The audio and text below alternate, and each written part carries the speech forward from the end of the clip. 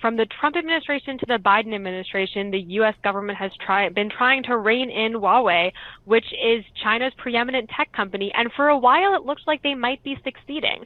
But about a month ago, Huawei came out with a Mate 60 Pro smartphone, which is a highly advanced smartphone, not quite at the level of Apple's iPhone, but much stronger and using much more advanced chip-making technology than the U.S. was hoping China would have access to.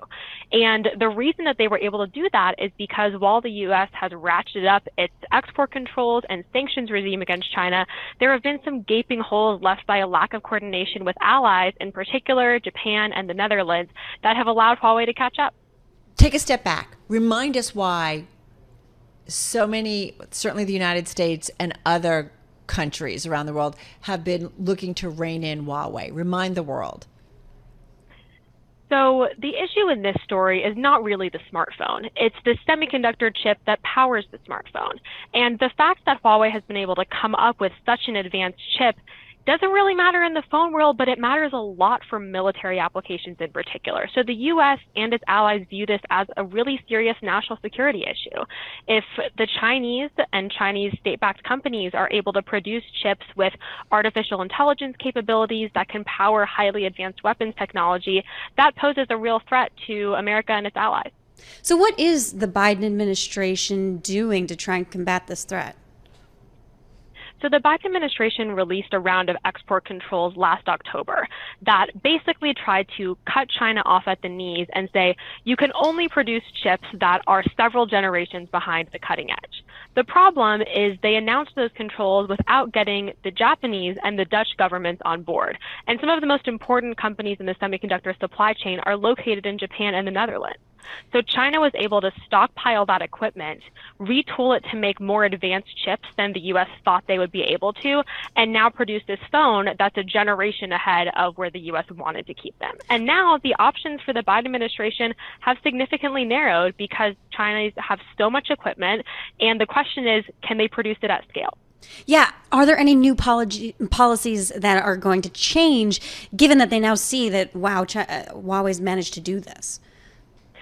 So that's the big question in D.C. right now. As you can imagine, Republicans on Capitol Hill immediately blasted the Biden administration for being weak on China, saying that Huawei and the company SMIC that actually produced the chip in the phone are blatantly violating U.S. sanctions and export controls. Well, so the Commerce Department... Sorry. No. Keep going. So the Commerce Department is right now investigating Huawei's phone. And the question for them is, as they finalize the export controls announced last October, do they tighten restrictions against China? Do they ask the Dutch and the Japanese to tighten their own restrictions to limit the Chinese access to additional equipment? Or do they try to deal with that unilaterally in a move that could be seen as extraterritorial bullying? Mackenzie, one of the things, and this is why I like to take a step back, and the reason Huawei, though, has been in the crosshairs, it's because I think people are listening like, why shouldn't this Chinese company be able to do what it wants, right? We American companies get to do what they want to do on a global scale. The concern is the connection, right, with the Chinese government and the possibility of spying. Like, there's something deeper here, and that's why Huawei has so much been on the radar, certainly of U.S. officials. That's right. I mean, Huawei was put on the U.S. entity list, which is basically a watch list of we need to regulate the trade with this company in 2019. And certainly its ties to the Chinese government are of significant concern to the U.S. It's not a state-owned company, but it is one that has enjoyed significant state support. All right, just so that there's some perspective. What I also find is interesting is that when it comes to the U.S. and its allies, I mean, it's also a competitive race, right, among all these technology companies to be able to sell their equipment. And so it's not necessarily so easy for other countries to maybe want to go along with the United States on this. Of course. ASML, which is the chip-making equipment company in the Netherlands that produces the most advanced machines in the world, that's the most valuable tech company in Europe and kind of the prized possession of Amsterdam.